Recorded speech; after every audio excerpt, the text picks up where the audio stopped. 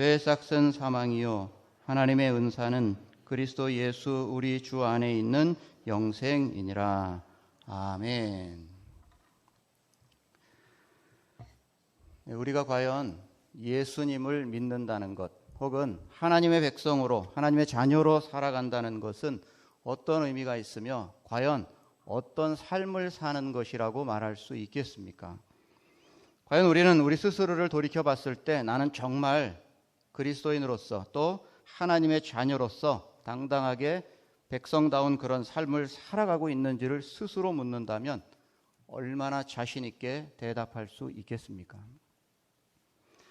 사도 바울은 계속해서 우리가 예수님을 믿는다는 것이 어떤 의미인지를 말하면서 예수 그리스도와 함께 그 죄를 십자가에 못 박는 것이라고 말하고 있습니다. 죄를, 그 이전의 옛 성품들을 이제는 십자가에 못 박는 삶, 그것이 이제 새로운 삶, 이제 하나님의 백성으로서의 삶, 그리스도인이 된 삶이라고 말하고 있는 것입니다. 그렇다면 우리는 우리의 죄를 십자가에 얼마나 못 박았는지를 생각해 보아야만 합니다. 그렇다면 죄를 십자가에 못 박은 사람으로서 이제는 죄를 짓지 않고 정말 살아가고 있는지 우리의 삶을 한번 돌이켜 본다면 우리가 우리 자신을 조금만 돌이켜 보아도 전혀 그렇지 않다라는 것을 깨달을 수가 있습니다. 여전히 죄를 짓고 살아갑니다. 그럼에도 불구하고 우리가 이전과는 다른 태도와 삶을 살아간다는 것을 우리는 발견할 수가 있습니다. 죄를 지었을 때 그것을 어떻게 생각하느냐에 따라서 이전과는 다른 삶을 살아갈 수 있다고 말하는 것입니다. 순간적으로 그것이 잘못되었다는 것을 깨닫고 하나님 앞에서 우리들이 잘못 살고 있다는 것을 순간순간 깨달으면서 이전과는 다른 삶을 살아가고 있다면 그것이 옛사람을 십자가에 못 박은 사람으로서의 삶들을 하루하루 살아가고 있는 것입니다. 오늘 우리가 함께 읽은 12절부터 23절까지 말씀 바로 앞에 나오는 11절에서 사도 바울은 이렇게 말합니다.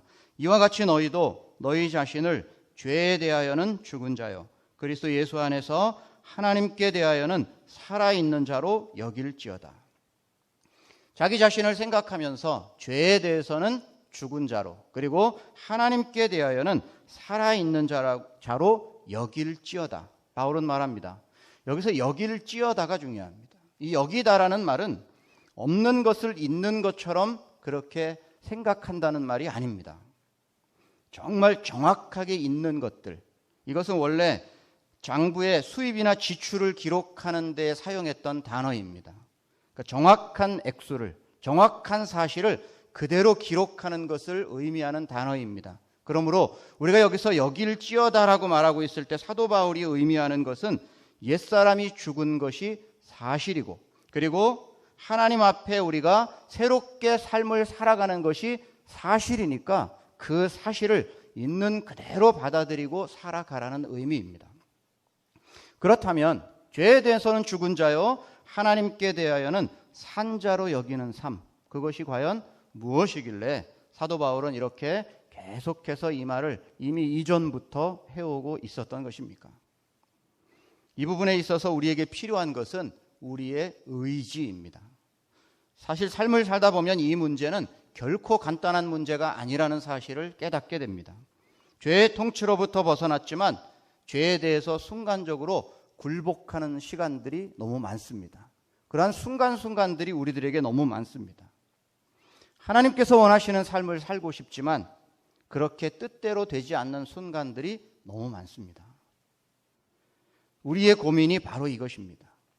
예수님을 믿어서 또 때로는 은혜를 받아서 변화된 삶을 사는 것 같은데 때로는 그러지 못한 우리의 모습들 때문에 때로는 좌절하고 갈등합니다.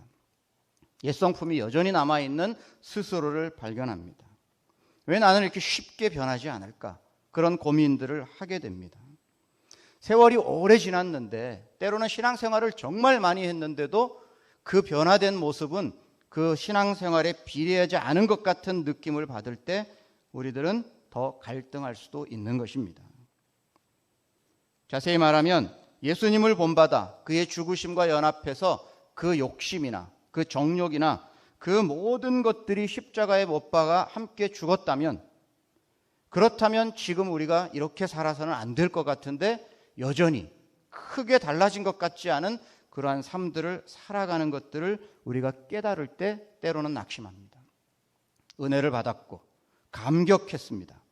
그런데 조금만 돌이켜서 우리의 삶의 현장으로 들어가 보면 또다시 예전과 다르지 않은 그런 삶을 살아가고 있는 자신을 발견할 때, 그럴 때 또 한 번 우리의 마음속에는 낙심이 들 수도 있는 것입니다. 정말 눈물 흘리며 예배를 드리고 회개하고 때로는 화해하고 용서하고 하나님과의 관계에서나 사람들과의 관계에서나 정말 크게 변해야 될 것으로 기대했던 그런 순간순간, 그리고 나의 성품, 인격, 생각보다 변하지 않을 때 우리들은 또 실망할 수도 있는 것입니다. 우리 안에 죽지 않은 죄가 있고 우리 안에 죽지 않은, 그래서 갈등할 수밖에 없는 많은 옛 성품들이 남아있다는 것을 우리는 느끼면서 살아가고 있습니다. 하지만 중요한 것은 그럼에도 불구하고 우리 안에는 이제 성령 하나님이 계시다는 사실입니다. 그렇기 때문에 사실 이러한 갈등은 잘못이 아니라 정상적인 것입니다.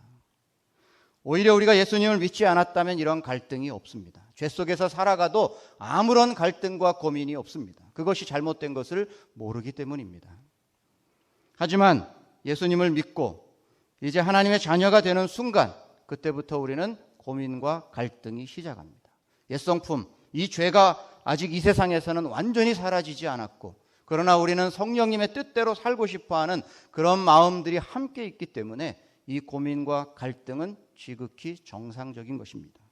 오히려 우리의 믿음이 더 잘하려고 몸부림치면 칠수록 그러한 갈등과 고민은 더 심해질 수 있다는 사실을 우리는 깨달아야만 합니다. 예수님도 십자가 지시러 이 땅에 오셨고 십자가의 길을 한 걸음 한 걸음 걸어가시면서 그 길이 결코 쉽지 않은 길이라는 것을 기도하면서 고백했습니다. 겟세마네 동산에서 기도하시는 예수님은 아버지, 이 잔을 제가 꼭 마셔야 합니까? 할 수만 있거든 이 잔을 옮겨주십시오 라고 그렇게 기도하셨습니다. 그 길이 결코 쉽지 않은 길, 십자가의 길은 결코 쉽지 않은 길이었기 때문에 예수님도 그렇게 기도하셨습니다.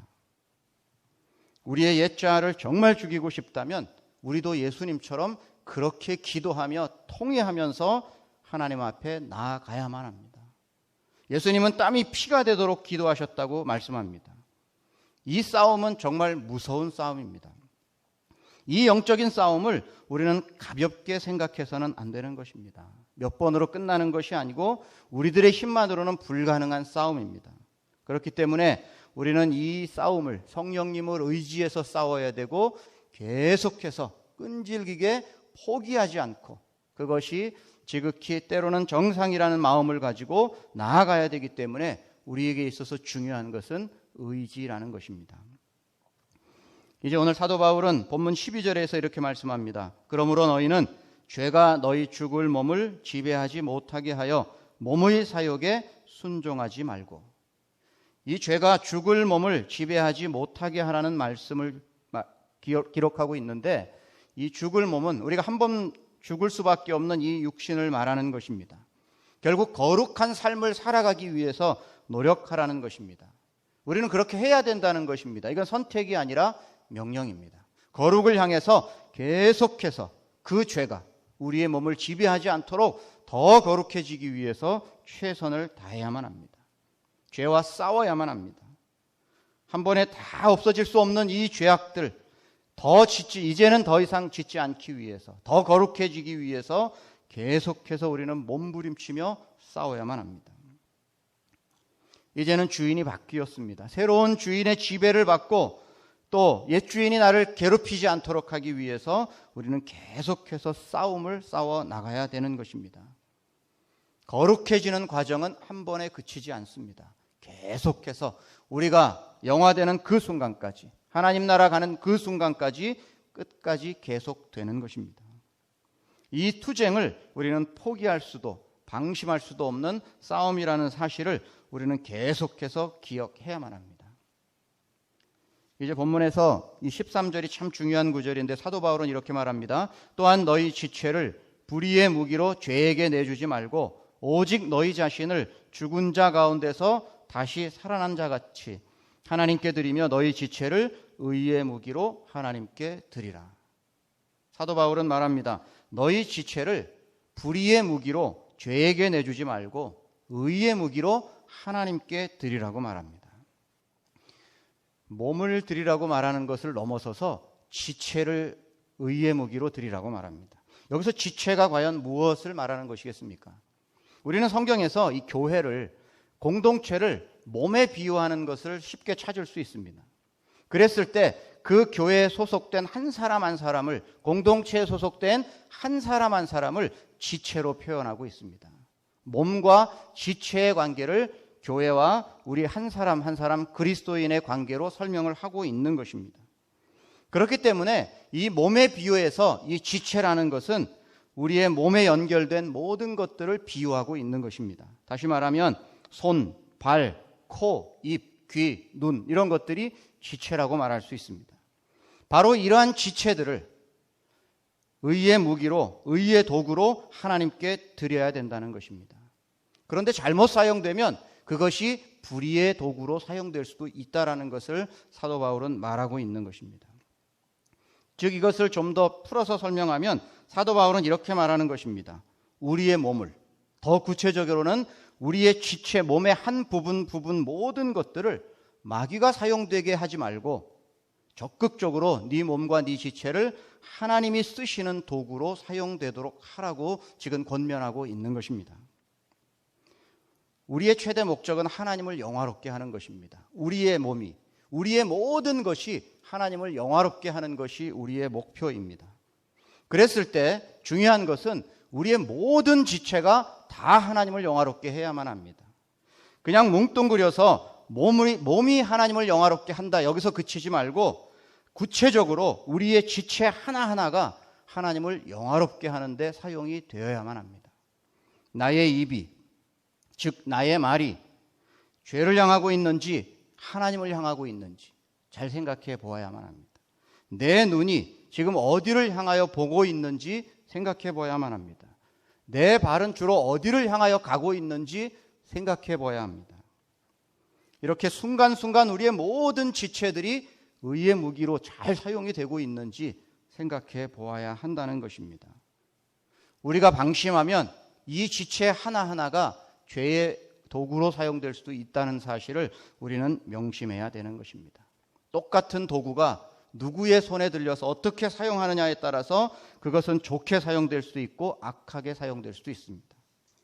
요리사에 들려진 칼은 참으로 귀하게 사용되지만 강도의 손에 들려진 칼은 위험한 것입니다. 똑같은 지체이지만 우리가 어떻게 사용하느냐에 따라서 그것이 정말 유용하게 사용되느냐 그렇지 못하느냐가 달려있기 때문에 사도 바울은 우리의 지체를 불의의 도구로 죄에 드리지 말고 의의 도구로 하나님께 드려야 한다고 지금 말하고 있는 것입니다. 나의 손을, 나의 발을, 이 눈을, 코를, 입을, 그 혀를 하나님이 사용하시는 곳에 잘 사용하고 있는지 우리의 전 지체를 한번 생각해 보아야 할 것입니다. 마태복음 5장 29절과 30절에서 예수님 말씀하십니다. 만일 내 오른 눈이 너로 실족하게 하거든 빼어내버리라. 내 백체 중 하나가 없어지고 온몸이 지옥에 던져지지 않는 것이 유익하며 또한 만일 내 오른손이 너로 실족하게 하거든 찍어내버리라. 내 백체 중 하나가 없어지고 온몸이 지옥에 던져지지 않는 것이 유익하니라. 눈과 이 손이 의의 무기로 사용되지 않았을 경우 어떻게 해야 되는지 예수님은 비유로 말씀하시는데 눈은 빼버리고 손은 찍어버리라고 말씀합니다. 모든 지체가 의의 무기로 사용되어야 되는데 그렇지 않았을 때 예수님은 아주 단호하게 말씀하십니다. 물론 이것은 강조하기 위해서 예수님께서 이렇게 말씀하신 것입니다. 본문에서 이렇게 몸과 지체라는 말에는 사실 이런 육신적인 의미만을 포함하고 있는 것이 아니라 사실은 더 넓은 의미에서 우리의 모든 것들을 다 포함합니다. 우리가 살아가는 모든 영역, 내가 가진 모든 것들을 다 포함하는 것입니다. 우리의 몸뿐만 아니라 우리가 가진 물질, 우리가 가진 시간, 우리가 가진 재능, 이 모든 것들이 의의 무기로 잘 사용되고 있느냐 하는 것들을 우리는 점검해 보아야만 합니다. 이 모든 것들이 다 하나님을 위해서 사용되어져야만 합니다. 계속해서 오늘 본문 16절은 말씀합니다. 너희 자신을 종으로 내주어 누구에게 순종하든지 그 순종함을 받는 자의 종이 되는 줄을 너희가 알지 못하느냐. 혹은 죄의 종으로 사망에 이르고 혹은 순종의 종으로 의에 이르느니라. 사도 바울은 두 개를 대조합니다. 하나는 죄의 종이고 하나는 순종의 종입니다. 이 순종이라는 것은 하나님께 순종하는 것을 의미합니다. 이것은 전혀 다른 것입니다. 완전히 반대되는 것입니다. 둘 중에 하나입니다. 사람은 중간은 없습니다. 의의 종이 되든지 순종의 종으로 사는지 둘 중에 하나일 수밖에 없습니다. 우리는 죄의 종의 신분에서 하나님의 종의 신분으로 변화되었기 때문에 당연히 순종하여 하나님의 종으로 살아가야만 합니다. 그러한 삶을 살아갈 수밖에 없는 그러한 존재가 우리는 되었다는 사실을 기억해야 합니다. 이제 사도 바울은 이 의의 무기로 사용되는 것이 어떤 의미인지를 설명하기 위해서 더 강하게 19절에 이렇게 말하고 있습니다. 너희 육신이 연약함으로 내가 사람의 예대로 말하노니 전에 너희가 너희 지체를 부정과 불법에 내주어 불법에 이른 것 같이 이제는 너희 지체를 의에게 종으로 내주어 거룩함에 이르라. 죄에게 내주어서 그것이 잘못 사용되지 않도록 하고 오히려 하나님께 드려서 의의 무기로 사용되도록 하라고 말했던 바울은 이 19절을 통해서 이렇게 말합니다. 너희 지체를 의에게 종으로 내주어 거룩함에 이르라고 말합니다. 우리의 지체를 그냥 의의 무기로 사용할 뿐만 아니라 의에게 종으로 내주라고 말합니다. 종이 무엇입니까? 종은 노예입니다. 예수님께서도 종이 어떤 존재인가를 비유를 통해서 이렇게 말씀하신 적이 있습니다. 누가복음 17장 7절부터 10절까지를 제가 읽어보겠습니다. 너희 중 누구에게 밭을 갈거나 양을 치거나 하는 종이 있어 밭에서 돌아오면 그더러 곧 와 앉아서 먹으라 말할 자가 있느냐? 도리어 그더러 내 먹을 것을 준비하고 띠를 띠고 내가 먹고 마시는 동안에 수종 들고 너는 그 후에 먹고 마시라 하지 않겠느냐? 명한 대로 하였다고 종에게 감사하겠느냐? 이와 같이 너희도 명령받은 것을 다 행한 후에 이르기를 우리는 무익한 종이라 우리가 하여야 할 일을 한 것뿐이라 할지니라. 종은 최선을 다해서 쉬지 않고 일합니다. 다 일하고 나서 집에 돌아왔다고 해서 그가 일이 끝난 것이 아니라 여전히 주인을 섬깁니다. 근데 이 모든 일을 했다고 해서 내가 잘했다고 말하는 것이 아니라 나는 하여야 할 일을 한 것뿐이라고 고백하는 것이 종입니다. 사도 바울은 말합니다. 의에게 종으로 내줘야 한다고 말하고 있는 것입니다. 그래야 우리는 거룩을 향해서 나아갈 수 있다고 지금 19절의 말씀을 통해서 말합니다. 종이 되어야만 합니다. 그 무기 하나하나가 종으로 사용되는 것처럼 사용되어져야만 합니다. 왜 때로는 우리가 신앙이 깊어지지 않는 것 같은, 더 빨리 자라지 못하는 것 같은 것들을 느끼는 것입니까? 그 이유는 종이 되지 않았기 때문입니다. 그 모든 것들을 종처럼 사용하지 않기 때문입니다. 우리에겐 여전히 자존심이 있고 생각하는 것이 많이 있기 때문에, 어느 정도가 되었다고 그렇게 생각하면서 살아가고 있기 때문에 더 이상 종의 위치로 내려가기가 너무나 어렵습니다. 그런데 오늘 본문은 분명히 말합니다. 정말 그리스도인이 되었다면, 우리 지체를 의의 무기로 드린다는 것이 무엇인지를 안다면 의에게 종으로 드리라고 강력하게 지금 주장하고 있는 것입니다. 사도 바울은 이 로마서를 시작하면서 1장 1절에서 이렇게 말했습니다. 그리스도 예수의 종 나 바울이라고. 자신을 그리스도의 종으로 소개하고 있습니다. 사도 바울처럼 종된 마음으로 우리도 살아야 합니다. 사도 바울은 스스로 기꺼이 종이라고 표현하고 있는 것입니다. 억지로 누군가 종으로 삼은 것이 아니라 자기가 좋아서 종이라고 표현하고 있는 것입니다. 그게 당연하다고 생각하고 종으로 표현합니다. 기쁨으로 자신을 드리기를 원하기 때문입니다. 진정으로 하나님께 종이 되어 하나님 앞에 헌신된 바울의 모습, 그가 어떤 삶을 살았는지 우리는 잘 알고 있습니다. 정말 자신의 모든 인생을, 그가 예수 그리스도를 만나고 부활하신 예수님을 만나고 변화된 이후에는 전생애를 통해서 전 세계를 돌아다니면서 복음을 전하는 일에 모든 것들을 바쳤습니다. 목숨의 위협들을 계속 겪으면서도 그의 열정은 식지 않았다는 사실을 기억해야 합니다. 사실 우리가 어떤 일들을 똑같이 해도 좋아서 하는 일과 억지로 하는 일들은 분명히 차이가 있습니다. 이 좋아서 하는 일들을 할 때는 정말 좋아하는 것, 내가 잘하는 것을 할 때는 시간 가는 줄 모릅니다. 언제 그만한 시간이 흘러갔는지 모를 정도로 시간이 지나가 버립니다. 그런데 억지로 하는 일은 시간이 정말 안 가는 것 같습니다. 과연 우리는 하나님을 향해서 나아가는 이런 모든 일들이 어떤 마음으로 그것이 우리에게 어떤 일이 되고 있는지를 생각해 보기를 원합니다. 계속해서 20절과 21절은 이렇게 말씀합니다. 너희가 죄의 종이 되었을 때에는 의에 대하여 자유로웠느니라. 너희가 그때에 무슨 열매를 얻었느냐? 이제는 너희가 그 일을 부끄러워하나니 이는 그 마지막이 사망임이라. 이제 사도 바울은 예수님을 믿기 전에 그 불신의 상태에 대해서 비교하고 있습니다. 그때는 죄의 종이었다는 것입니다. 의에 대해서 자유로웠다고 말합니다. 이 의에 대해서 자유로웠다는 말은 의에 관심이 없었다는 말입니다. 의로운 삶에 대해서 관심이 없어서 자기가 의로운 삶을 살지 않고에 대해서는 무관심해서 그건 자유로웠다는 것을 의미하는 것입니다. 엉망으로 살았다는 것입니다. 그런데 이제 22절에서 이제는 이라고 표현하면서 예전과는 달라졌다는 것을 표현합니다. 이제는 하나님의 자녀가 되었습니다. 완전히 다른 존재가 되었습니다. 그랬을 때 이제는 그때의 일을 부끄러워한다고 사도 바울은 표현합니다. 믿는 사람들에게 있어서 이제 달라진 점이 있다면 예전에는 의에 대해서 자유로웠는데 죄 속에 빠져 있었는데 이제 죄에 대한 태도가 달라집니다.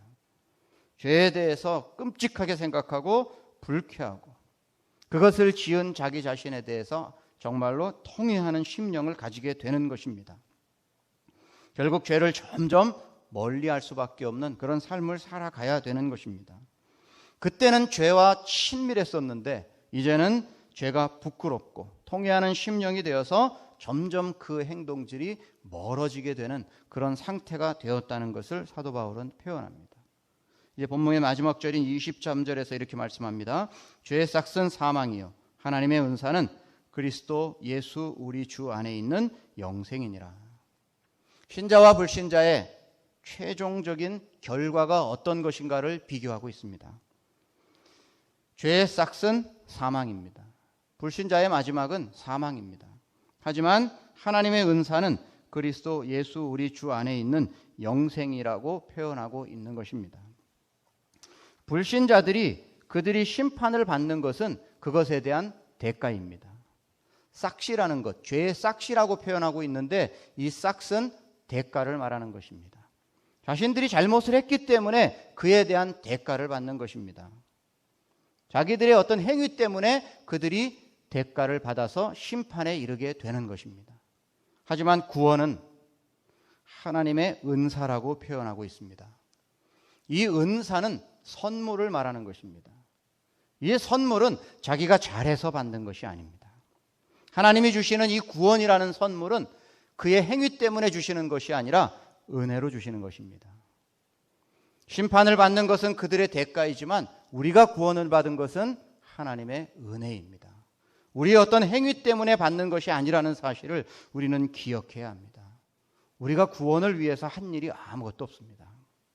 그것은 선물로 주어졌습니다. 그렇기 때문에 우리는 우리가 가진 것들에 대해서 얼마나 귀중한 것인가를 기억하고 깨달아야만 합니다. 이것은 서로 비교할 것도 없고 그렇기 때문에 우리는 어떻게 해서 구원받았고 다른 사람은 어떻게 해서 구원받았는지 서로 어떻게 평가할 그런 필요도 아무것도 없습니다. 아무도 자기 자신이 어떤 행위 때문에 구원받은 사람은 없기 때문입니다. 오직 하나님의 은혜 가운데 주어진 이 선물인 이 구원이 얼마나 귀한 것인가를 깨닫는 사람이라면 자신의 삶을 하나하나 돌이켜보면서 우리의 모든 삶의 연약한 부분들을 그리고 죄악들을 다시 한번 십자가에 못 박는 그런 삶들을 살아가야만 합니다.